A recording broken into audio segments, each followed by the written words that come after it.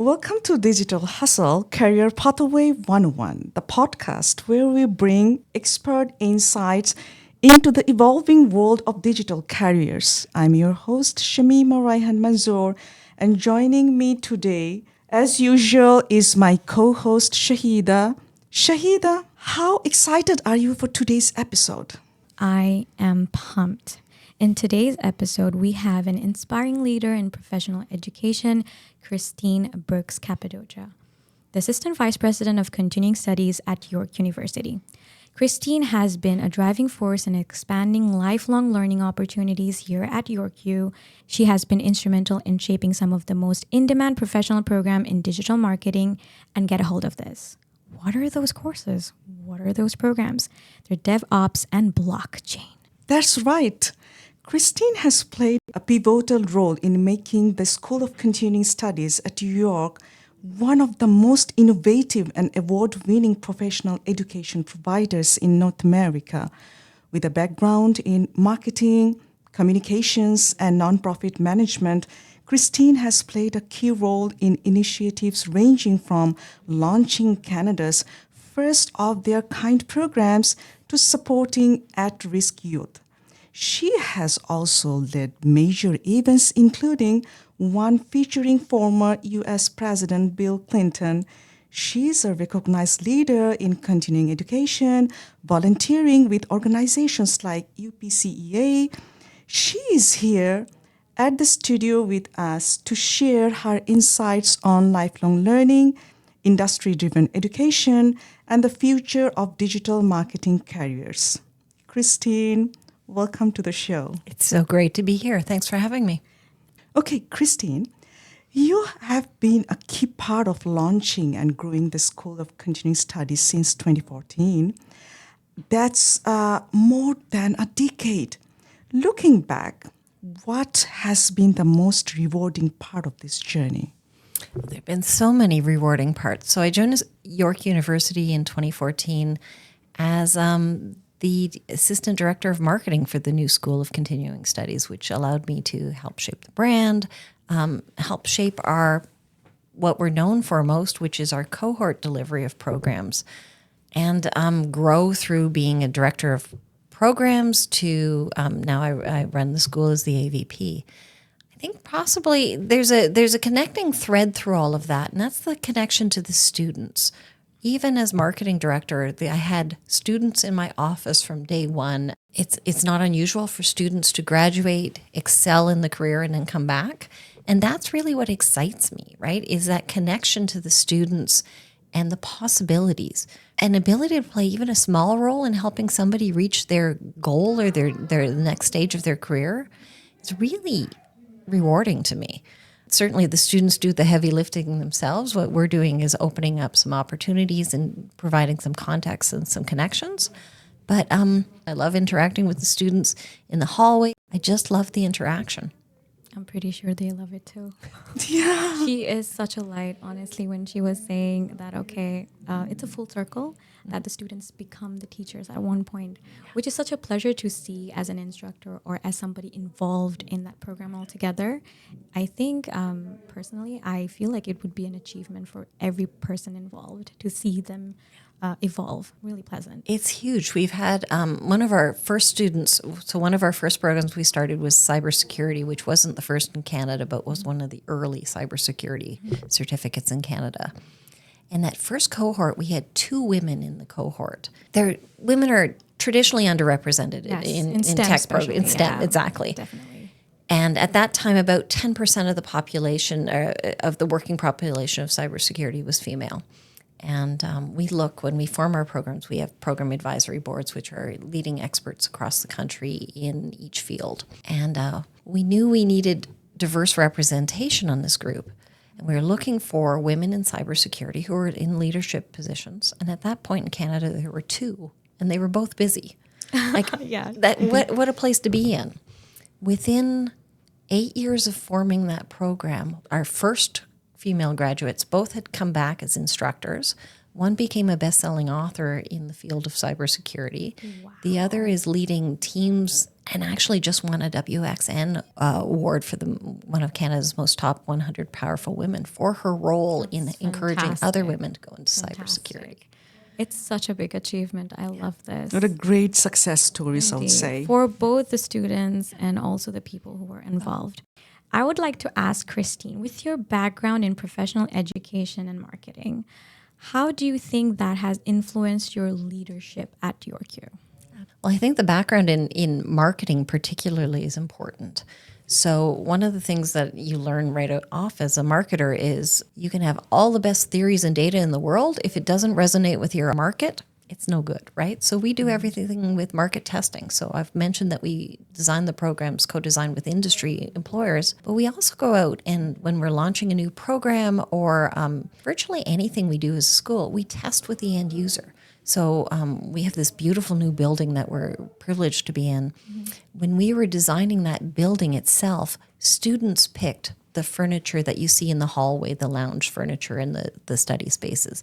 They helped us pick the desks. They helped us influence all of that because it's their space. I have my ideas of what a classroom or a student lounge should look like. I'm not the end user. So it revolves around the students liking, and they actually had a hands-on experience with the whole designing process. It's their environment and how they like it, that's prioritized.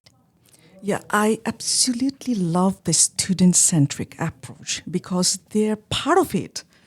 From the beginning of this designing and what it looked like, the classroom is actually for them. So it's really kind of been building that kind of attachment. How many places actually do we have that take students' likings into consideration when it comes to, furniture or like the structure of the building? Very little. And this is the unique approach, I think. This is a very unique approach. We love that. We love really. And it's a marketing principle, right? Mm-hmm. It's your audience needs to co-design with you. Yeah. We all talk about it as best practice. They feel involved and they feel attached. Of course, if it's related to the people who are going to use it, it's going to be more impactful. Absolutely. So, Christine, the School of Continuing Studies offer multiple postgraduate certificate programs in digital marketing, like digital and content marketing, digital marketing analytics, and so on. What was the driving force behind launching these programs? So there's two driving forces behind launching any of our programs. One is employer need. If there's a gap in the labor market, we will try our best to solve it. The other is student need. The sweet spot for our school is mirroring those two things, right? What student interest is or potential student interest is with where there are job outcomes. So our mission is to solve Canada's largest labor market gaps. And we do that from listening to employers, again, going out and asking where the needs are, job postings as well to see what's trending, what's changing a little bit. We read industry reports, and then we find where there's a spot, the kinds of students we attract who tend to self-select for being very ambitious, very driven and dedicated. Mm-hmm. They're disciplined, and they have big goals.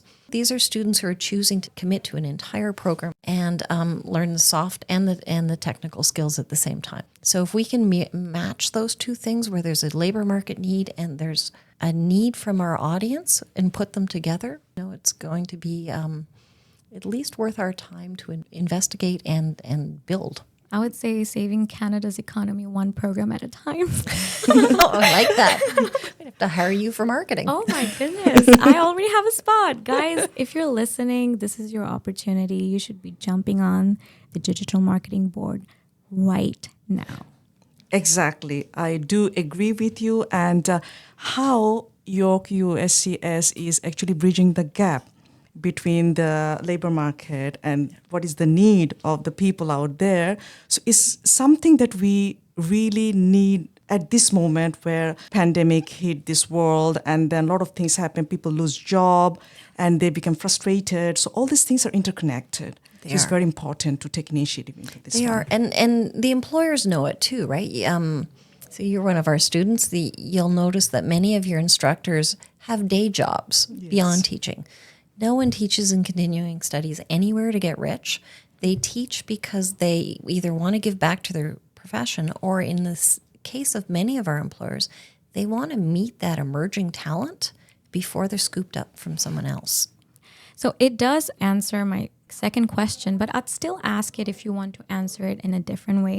My follow-up question was, how do these programs align with the current job market and the growing demand for digital expertise? The demand for digital expertise, particularly digital marketing expertise, just exploded in the pandemic, right? In March 2020, you could not get enough people who could do digital marketing because we were suddenly doing everything online. Yeah.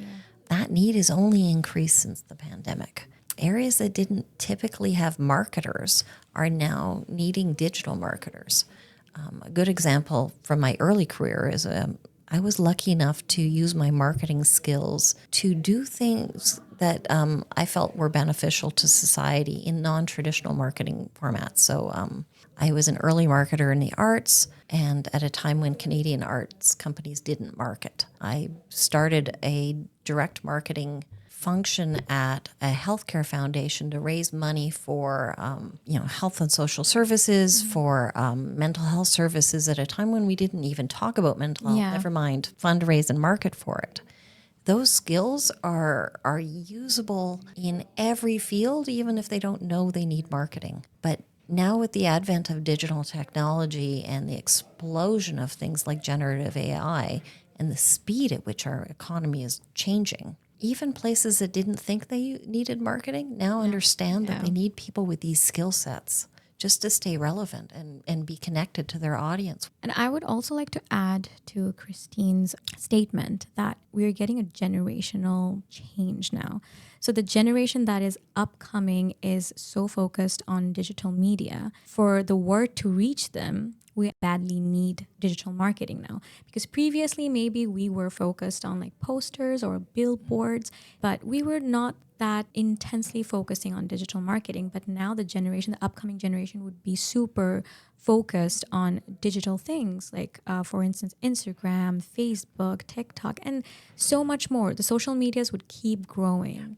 Well, we've just come out of an election, right? Yeah. If the parties had relied on traditional media alone, there would be an entire generation, and I would suspect even beyond generational lines, most of the population would have had no idea that was happening. Definitely. Yeah, and the change happened especially from the time when we faced the pandemic situation that everybody locked at home and they only could connect virtually. So it's like everyone in the family, no matter is the youngsters or their parents, so they eventually get into these digital interactions.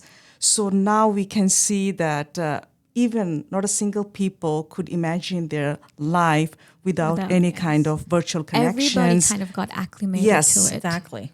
So with digital marketing evolving so fast, how does York SCS ensure that its curriculum remains industry focused? That's a great question, and we do it by asking industry. So every program has an advisory panel of industry experts, and our instructors are also working in industry. So we rely on those connections to bring back information and say, hey, this is changing. So this year you're going to see a lot of the instructors experimenting with prompt engineering in digital marketing. Right? Because why would you do your first draft if you can have a computer do your first draft and then improve upon it, or write your first draft and then have the computer improve upon it? We need to look for those economies of scale that AI will bring. And the technology is changing so quickly, we want to make sure that our students understand them. So I can clearly see the forward integration is happening. Like the program has been changed based on the industry pattern and how they're changing. So if it keeps on evolving rather than following the studying pattern of having just one curriculum and following it years after years, so it's not happening here. Right. It has to change, right? The industry changes so quickly. Exactly. All right. So my follow-up question would be, because we were talking about a lot of programs and how you're constantly changing to meet the needs of the industry and the students, what specific skills do students gain from the current programs that you have, and how do they position them for career success? Right. So each program has its own set of functional expertise that's needed to be successful in a particular role within the industry. So that's technical skills.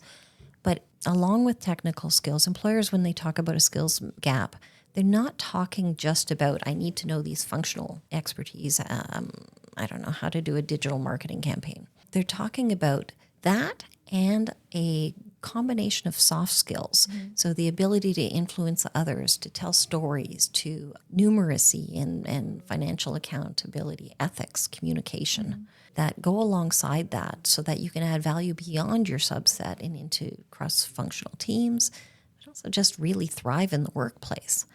That's that unique combination, right? It's the soft skills we learn.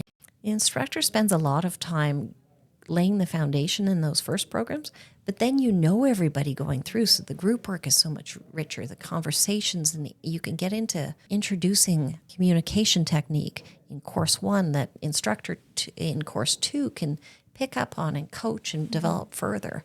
It works too, and these are not new concepts. These are adult learning principles that have been known since the early 20th century. But we just haven't, as an educational system before this, really applied that well. So would you call it a personal development that takes place when they're going through the whole program? Oh, 100%. I think people in any educational activity, whether it's with us or someone else, I think we do it a little richer and deeper.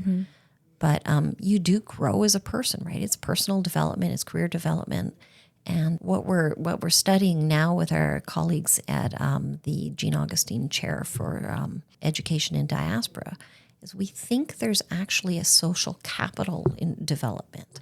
So people who have continuing studies or further education, intuitively we know that they do better in terms of career growth, and then that becomes an aspirational thing for their children, and they have more connections, and the standard of living and social capital grows. No one's studied that in Canada. They've done a few studies in the UK and some tiny studies in the US. We're studying this over a long period of time to see if it's true. We think it is. I really hope it's true because it's what I've, focused my life on for the last 20 years. I feel that the personal development and along with professional development, both actually are very important when people want to be successful in their career, I would say. So that's what this school is trying to do for the learners. So that is fantastic. Right. We work really hard to give you both the functional skills, but also the relationships, right? Yes. That's important in marketing. Oh, Yeah, like it's important in skills. job functions. PricewaterhouseCoopers out of the United year released a report that showed who you know is still just as important as what you know in a career search, which is where that social capital comes in. So that's why your instructors are actually industry experts, and we make a point to know as many students as we can. And partially what brought me here today is if our connections can help somebody grow their social capital and their connections, why wouldn't we do it? And this is a beautiful byproduct that you don't only get academic education, you also get an opportunity to grow personally as a person and your interactions and all of it. I think that it's not only in profession, in personal life also is very important, these qualities, skills. So it's winning situation, I will say, that joining the program, joining the school and having that kind of development, seeing someone changing themselves to the program is really enriching. And it enriches us too, right? We meet some really wonderful people. Yeah, absolutely. So Christine, from your perspective, how has digital marketing transformed over the last 5 years, and what are some of emerging trends you have noticed? So it's been about 5 years since I've worked in digital marketing myself, right? I have a team that supports that now.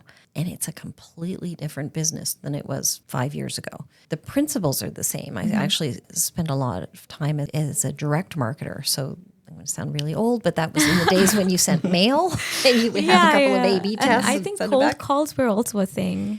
They were. Do you think they're still a thing now?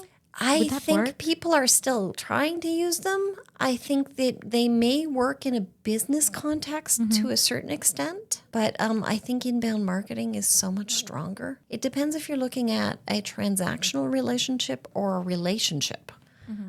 A longer mutually beneficial relationship is better for a company, for a person. It's just, I don't want to be a commodity. I can't imagine anyone else wants to feel like that either. Yeah, I mean, you have mentioned it multiple times that it is a very nurturing environment and more people centric instead of being, as you mentioned, a commodity. So it's a mutual relationship where both of the parties are benefiting mutually. Yeah. Okay, so should I continue with my question, Shamima? Absolutely. Okay, because everything's emerging and changing constantly. So my question would be, for those who are looking to upskill or switch careers into digital marketing, it could be me because I'm from computer science, but I need digital marketing now. After hearing all of this, I think I need it. What advice would you give them?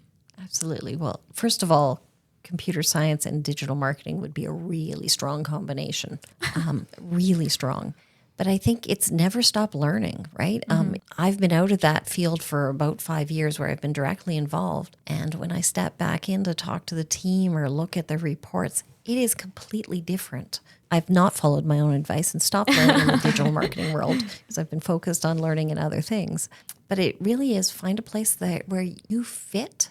So much of education is about feeling supported in the learning environment. And so it's find a place that fits with you. You will learn how to learn in almost any educational institution. So, Christine, now we would like to talk something which is on trend. AI, artificial intelligence, is an integral part of our daily lives now. And digital marketing is no exception to this. So, how does York SCS integrate these trends into its programs? Certainly, our program development team has been encouraged to embrace AI. We're not looking at how do we prevent students from cheating using AI because quite frankly, if AI could take a test or write your essay, and we don't use essays and we rarely use tests, but if AI could do your assessment, then the instructor is assessing in the wrong manner. Right? Okay. This is continuing studies and professional education. We want to make sure you're reaching your end goal, which is thriving in your profession. So it has to be your own thoughts. And if you use AI to get there, great. And you need to know if it's right, right? You need to know what you're doing to assess things and know whether or not this is a good use for AI. I do think it's important that the students learn prompt engineering, right? You know, what are your prompts that you use to get a good end product? And then how do you evaluate whether that is good end product? And I think that using AI also need a certain kind of understanding and knowledge. Of the Without AI and that, the market like just as well, simply yeah. people just typing the words will not really generate those, the proper those answers. results. It's yes. a tool like any others. So, Christine, which industries or job roles do you believe benefit the most from upskilling in digital and content marketing?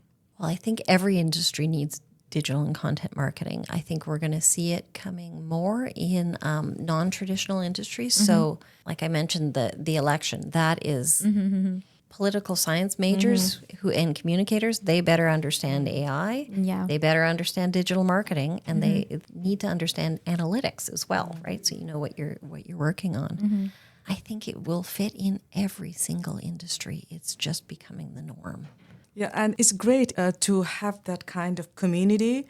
Each and every community could connect through podcast and disseminate those kind of awareness among their community. So it would be a great opportunity for them. Exactly. It feels like the early days of the internet where people were setting up, realizing they needed websites or social media when we all needed our first Facebook page, which I don't think anyone needs a Facebook page anymore, but it feels like the early days of that where it's just about to really explode. Yeah. Again, get on the boat, guys. Get on the boat. Now is the time. And we're here to help you with this process of jumping on the boat of digital marketing, right? Absolutely. All right. So your School of Continuing Studies focuses on inclusive education. How do your programs cater diverse learners like adult learners, career changers, and international students? Absolutely. So DEI and diversity is at the heart of what we do. So I'm going to go back to the building because it's a very tangible example. When we designed the building, if every room you go into, whether it's a staff room or a meeting room, or we have these little breakout areas or a classroom, every single classroom has a height adjustable desk for the Okay. instructor and at least 2 to 4 students. gender neutral washrooms on every single floor. There's a lactation room. There's a meditation and prayer space.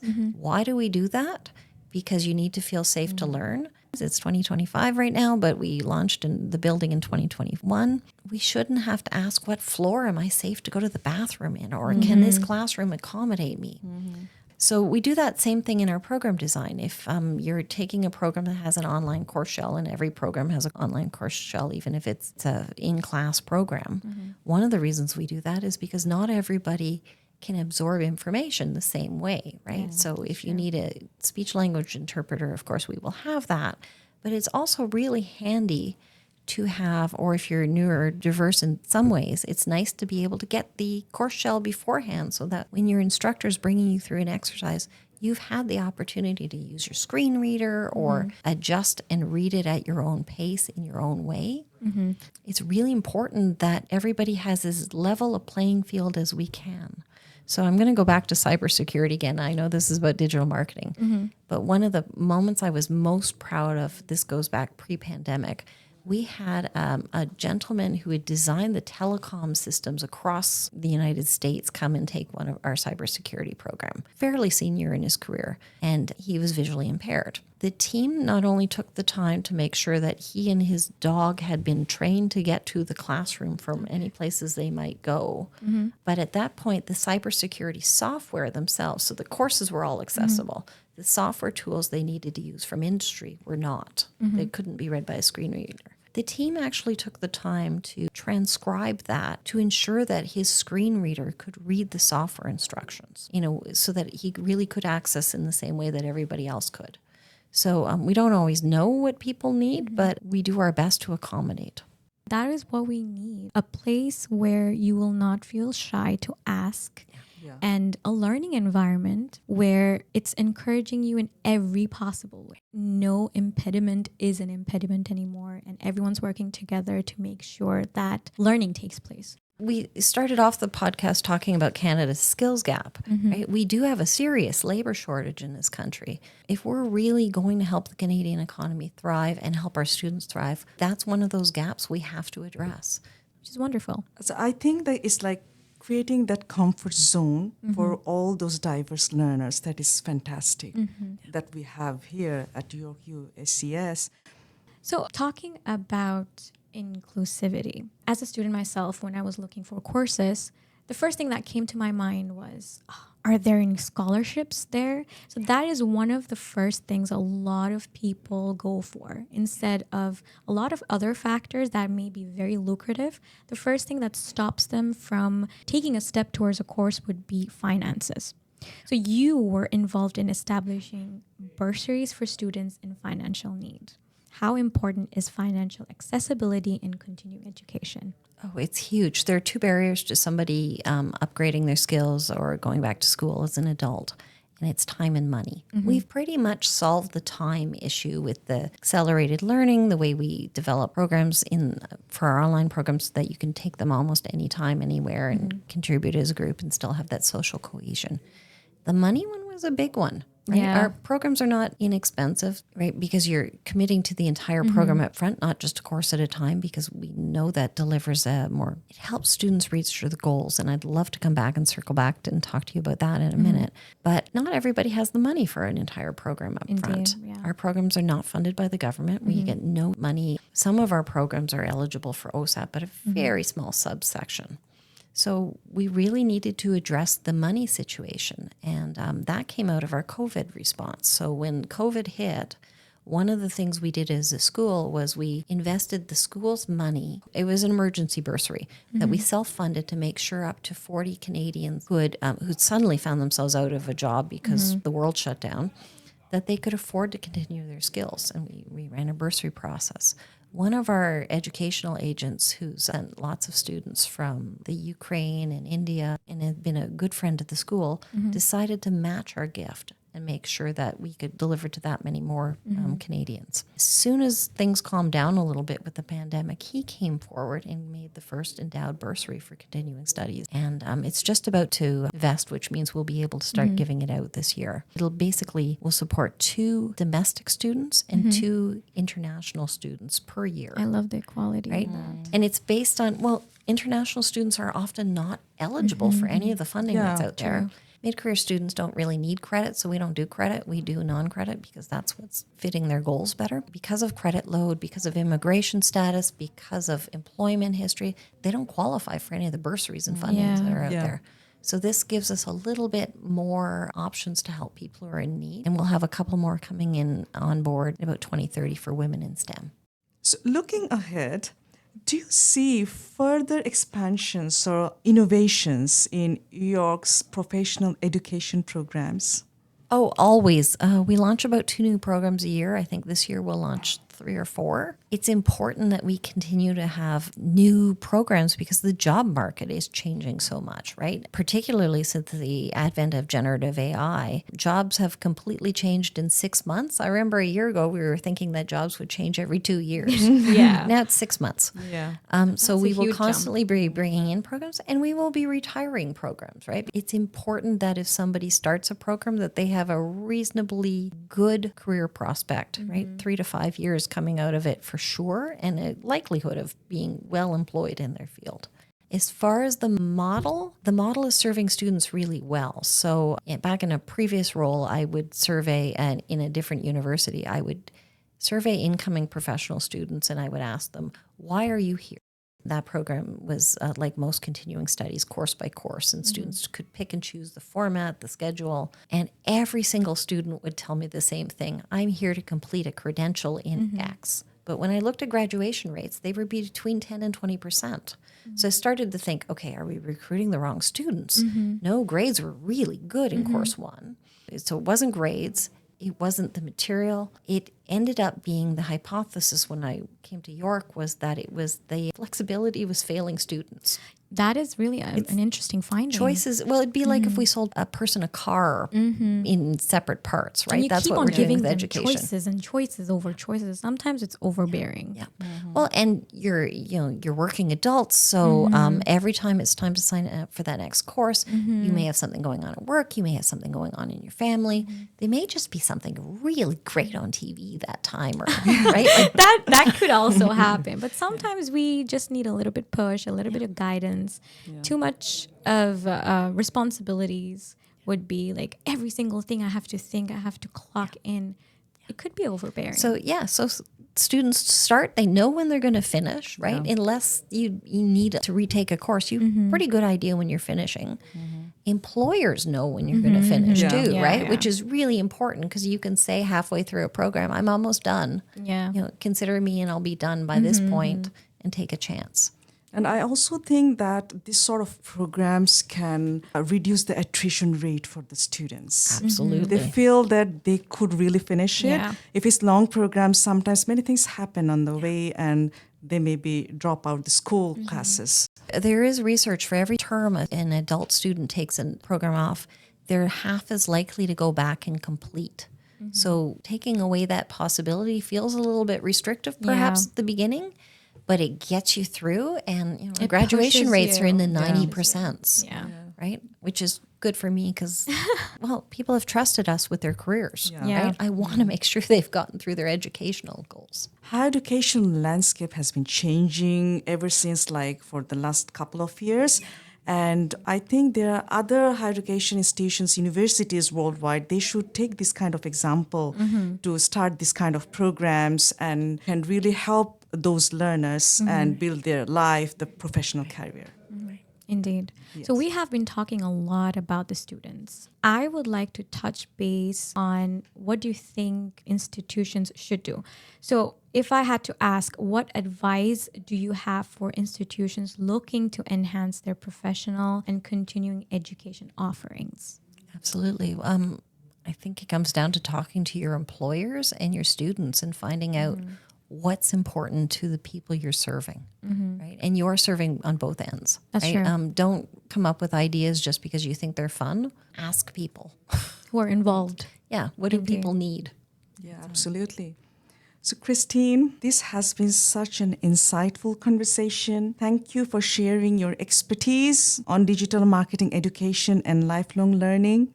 And to our listeners, if you're looking to upskill or explore a career in digital marketing, you can check out all the courses and details of York University School of Continuing Studies at continue.yorku.ca. It was such a pleasure to be here. Thank you both. We had so much fun. It was so relaxed. Yes, it's really wonderful to have you, Christine, today. And don't forget to subscribe to our podcast, Digital Hustle Career Pathway 101, for more career insights. Until next time, stay curious, stay creative, and keep chasing those digital dreams.